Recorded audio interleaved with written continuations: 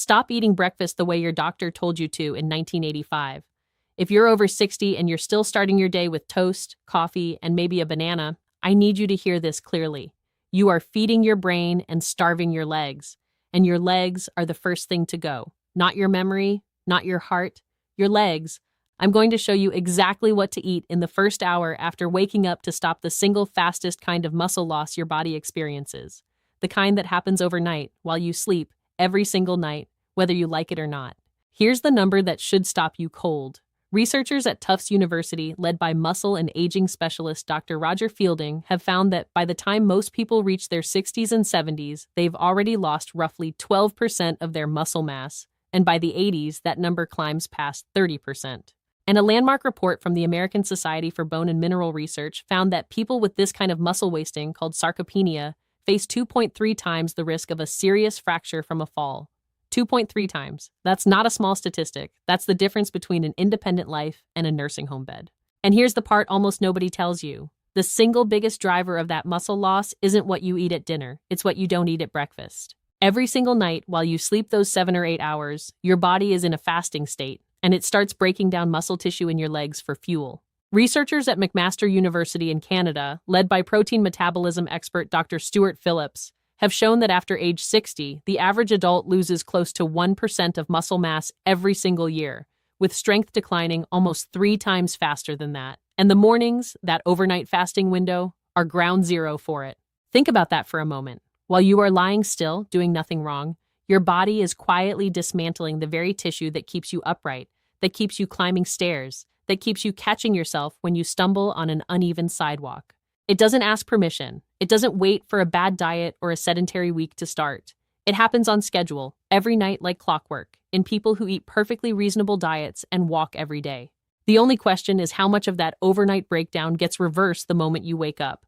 And for most people over 60, the answer is not enough, not fast enough, and not with the right ingredients. Before we go further, I want to know something about you because I read every single comment on these videos, everyone. Tell me your age right now and tell me this. Do you ever feel like your legs give out a little going up the stairs, or that getting out of a chair takes more effort than it used to?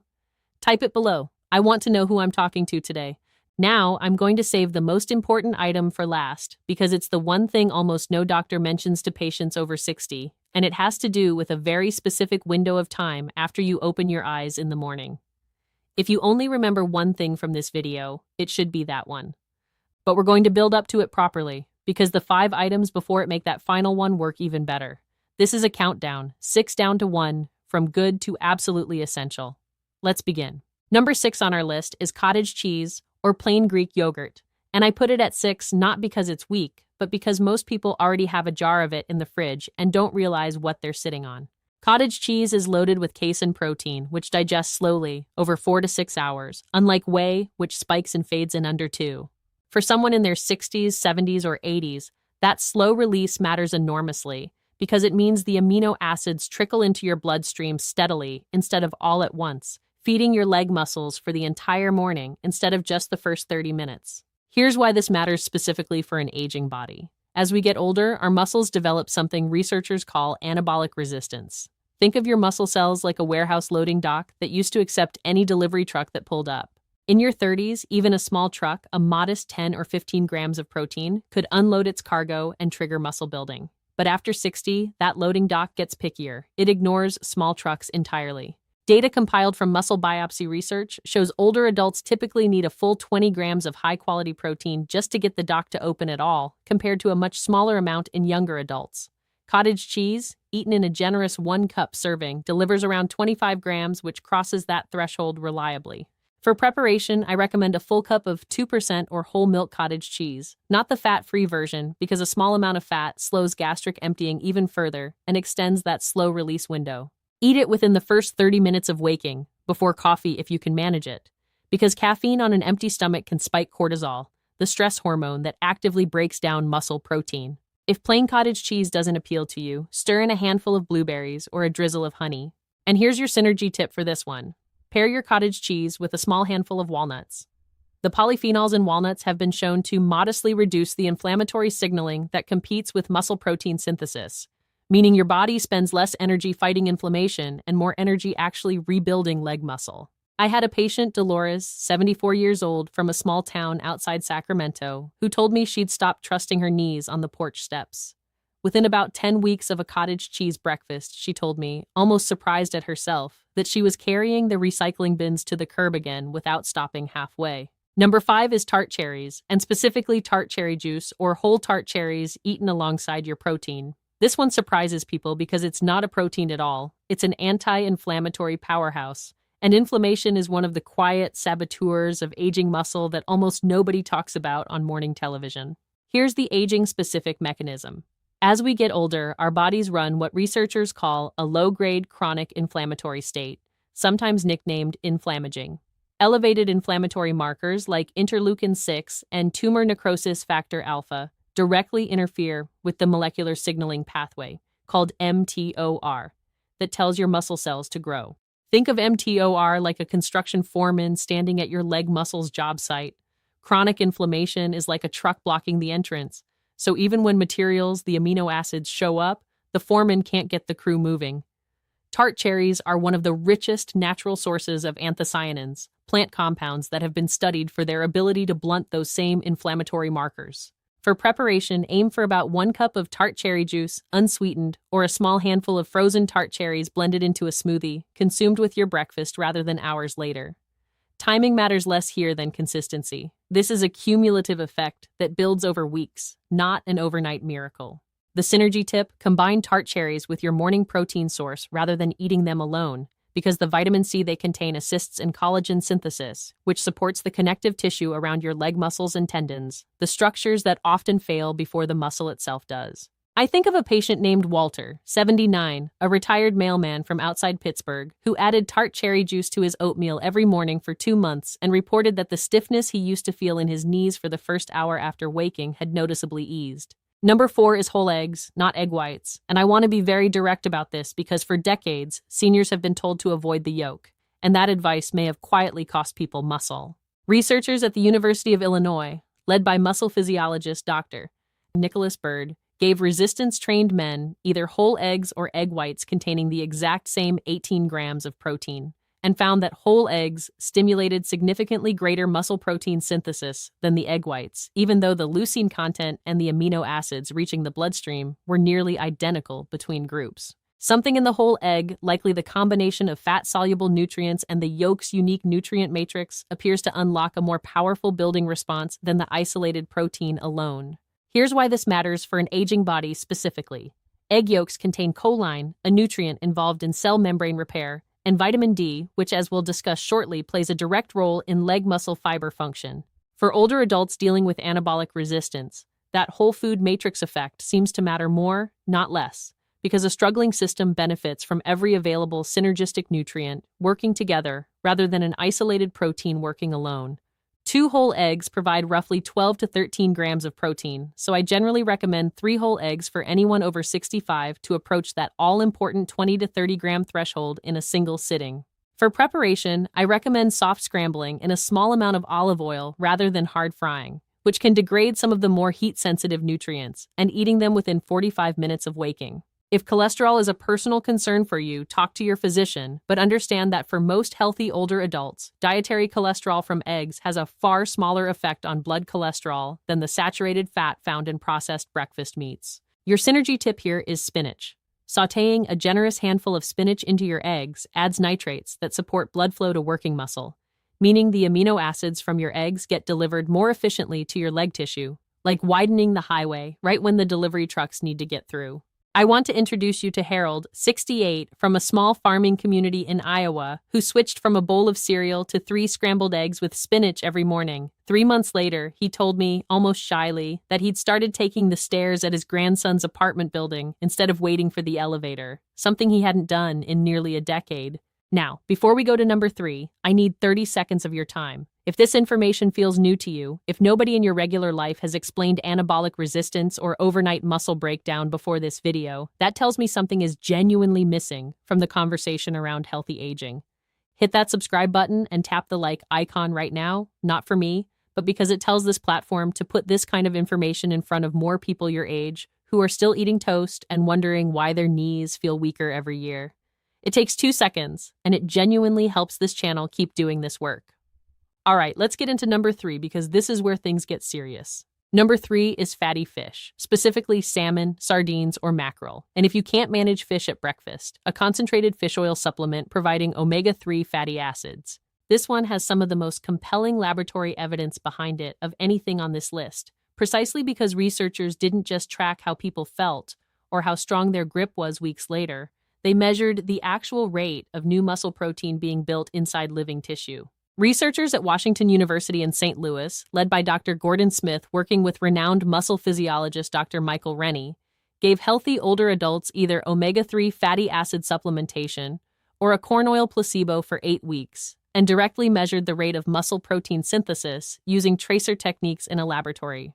The omega-3 group showed a meaningfully increased rate of muscle protein synthesis compared to the placebo group, along with greater activation of the same anabolic signaling pathway we discussed with the eggs. A follow-up trial published in the American Journal of Clinical Nutrition found that a similar dose of combined EPA and DHA fatty acids over 6 months increased both muscle volume and hand grip strength in older adults compared to placebo. Here's the aging-specific reason this works so well. Beyond directly boosting the anabolic signal, omega-3 fatty acids get incorporated directly into your muscle cell membranes, making them more fluid and responsive. Think of your muscle cell membrane like the front door of your house. If that door is swollen and sticking in its frame, from years of humidity and wear, deliveries left on your porch, the amino acids from your breakfast, sit outside longer before anyone can bring them in. Omega-3s essentially oil the hinges, letting nutrients pass through the cell membrane and reach the internal machinery faster. There's also a mitochondrial benefit. Your mitochondria, the energy-producing structures inside every muscle cell, tend to become fewer and less efficient with age, and some research suggests omega-3 fatty acids support healthier mitochondrial function, which matters because building new muscle tissue is an energy-expensive process. For preparation and dosage, aim for roughly 2 to 3 grams combined EPA and DHA daily if using a supplement, or 2 to 3 servings of fatty fish weekly if you're getting it from food, ideally including it in a breakfast 2 or 3 times a week, perhaps smoked salmon over your eggs, or sardines on whole grain toast. If you choose a supplement, take it with your morning meal rather than on an empty stomach, since the fat-soluble nature of these compounds means they absorb far better alongside other food.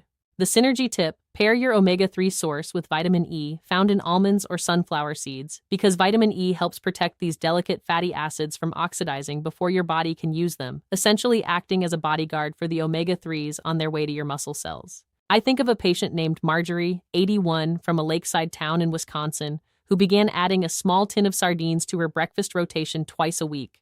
6 months later, her physical therapist noted that her walking speed on the standard clinical assessment had measurably improved. Something Marjorie said made her feel, in her words, like she'd gotten a small piece of her stride back. Number 2 is vitamin D, and specifically, making sure your morning meal contains a source of it alongside some dietary fat, because this is one of the most under-addressed nutrient gaps in people over 60, and it has an almost shockingly direct line to leg strength specifically. A major study using data from the English Longitudinal Study of Aging followed more than 3,000 adults over 50 for 4 years and found that those who were vitamin D deficient at the start were 70% more likely to develop significant loss of muscle strength, technically called dynapenia, by the end of the study, compared to those with sufficient levels. A separate large study of community-dwelling older adults found that people with the lowest vitamin D levels had rates of impaired muscle strength and physical performance more than double those of people with healthy levels. And a broader meta-analysis of vitamin D interventions in elderly populations found supplementation reduced fall risk by roughly 19 to 20%. Here's why this connects so specifically to your legs. Vitamin D receptors are found directly on skeletal muscle fibers, and they're especially dense in what are called type 2 muscle fibers, the fast-twitch fibers responsible for quick, powerful movements like catching yourself when you stumble or pushing up out of a low chair. Think of these receptors like little antennae on the surface of your muscle cells that need a vitamin D signal to keep those fast-twitch fibers properly maintained. As we age, we naturally lose more of these type 2 fibers than the slow-twitch type, which is precisely why so many falls happen. Not because someone is generally weak, but because they can't generate that one quick burst of power needed to catch their balance. Low vitamin D accelerates that specific loss.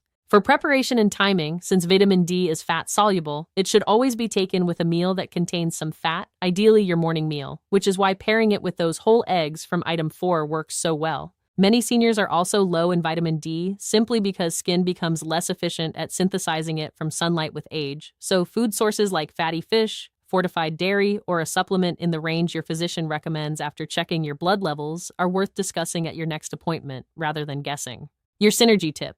Pair vitamin D with vitamin K2, often found in fermented foods or as a combined supplement, because K2 helps direct calcium to where it's actually needed, in your bones and away from soft tissue, allowing vitamin D to do its muscle-supporting work without unwanted downstream effects. I want to tell you about a patient named Ruth, 76, from a small town in coastal Maine, whose blood work came back significantly deficient in vitamin D. After several months of proper supplementation alongside her breakfast, she went from needing both hands on the railing to climb her porch steps to using just one, and she told me it was the first tangible physical change she'd noticed in years. And now, number 1. The single most important thing you can do at breakfast, the one thing I wish every physician discussed with every patient over 60, is this. Consume 25 to 40 grams of complete high-leucine protein within 1 hour of waking up, specifically timed to break your overnight fast before the muscle breakdown that's already underway can accelerate further. Here's the research behind why timing matters this much. Work coming out of muscle metabolism laboratories, building on research from Dr. Stuart Phillips at McMaster and earlier foundational work identifying what's called the leucine threshold, has established that older adults require roughly 3 grams of the amino acid leucine in a single meal, found in about 30 to 40 grams of high-quality protein like whey, eggs, or lean meat to meaningfully cross the threshold that switches on maximal muscle protein synthesis. Compare that to younger adults, who can trigger a similar response with roughly half that amount. This is anabolic resistance again, but now we're talking about the exact number that overcomes it. Eat less than that threshold, say the standard 10 or 15 grams of protein found in a typical bowl of cereal or a slice of toast with butter, and researchers have found the muscle-building signal barely rises above resting levels in someone over 60. It's not that a small amount of protein does nothing, it's that it doesn't cross the door, and your body, sensing no real signal worth responding to, simply continues along its default overnight pattern of quietly breaking tissue down rather than building it back up. Here's why the morning specifically is the critical window, more than lunch or dinner. Overnight, across roughly 8 hours without food, your body shifts into a catabolic state, breaking down existing muscle protein to supply amino acids for basic cellular functions and to help regulate blood sugar. Think of your leg muscles overnight like a savings account that the rest of your body quietly withdraws from every single night while you sleep, whether you want it to or not. The longer you go after waking without depositing new protein back into that account, the deeper the overnight withdrawal cuts before it's replaced. Most older adults unintentionally extend that overnight fasting window for hours longer, having coffee and maybe some toast, delaying real protein intake until lunch. That means your leg muscles can spend 12, 14, sometimes 16 hours in a net breakdown state before enough amino acids arrive to reverse it. Do that consistently, day after day, year after year, and it compounds directly into the 12 to 30% muscle loss we talked about at the start of this video. For practical preparation, this doesn't require anything exotic. A protein shake made with 25 to 30 grams of whey protein isolate blended with milk works well and digests quickly, which is actually an advantage first thing in the morning when you want that anabolic signal to arrive fast. If you prefer whole food, combine your cottage cheese from item 6 with your whole eggs from item 4, and you'll likely land right in that 25 to 40 gram range without even trying. The key number to remember is this. Whatever you choose, get to at least 25 grams of protein, ideally closer to 35, within that first hour after waking every single day, not just some days. Your synergy tip, and this ties every single item on this list together. Pair that morning protein with light movement, even just 5 to 10 minutes of standing marches in place, a short walk to get the mail, or a few slow sit-to-stand repetitions from a sturdy chair. Muscle contraction itself sensitizes your muscle cells to the incoming amino acids, essentially reopening that loading dock wider than protein alone can manage. Combine light movement with a high-leucine breakfast, and research on resistance exercise paired with protein intake suggests the anabolic response can be meaningfully greater than either one alone. I want to tell you about a patient named Eugene, 77, from a suburb outside Denver, who started his mornings with a 30-gram whey and milkshake, followed by 10 minutes of sit-to-stands from his kitchen chair. 4 months later, his daughter told me she'd watched him get up off the living room floor after playing with his great-grandson without using his hands to push off, something none of them had seen him do in years. Let me leave you with one more thought before we close. Every single patient I mentioned today started exactly where you are right now, watching a video, wondering if any of this could actually apply to them, wondering if it was already too late for their particular knees, their particular hips, their particular story. None of them were athletes. None of them had access to some special clinic or a personal chef.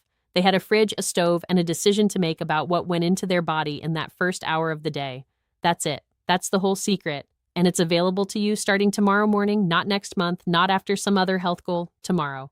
I want to be honest with you about something as we close this out. None of these 6 items are complicated. None of them require a prescription, a specialist referral, or a single dollar spent on some miracle powder advertised between segments of the evening news. What they require is understanding what your body actually needs during that quiet, overlooked hour after you wake up, and choosing to meet that need deliberately instead of by accident.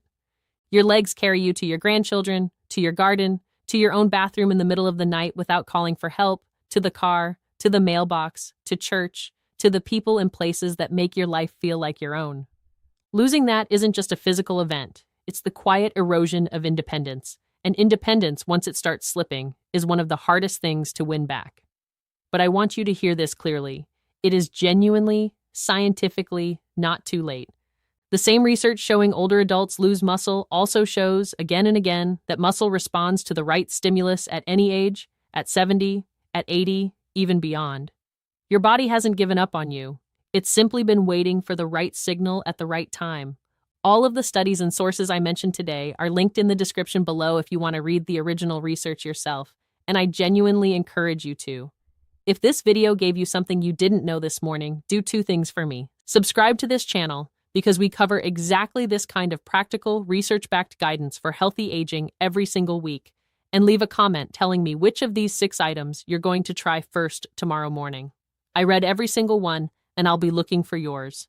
Tell me your age, tell me which item surprised you the most, and tell me how your legs feel this morning compared to a year ago. I'll see you in the next video, and until then, take care of those legs. They're the ones carrying you through every good thing still ahead of you.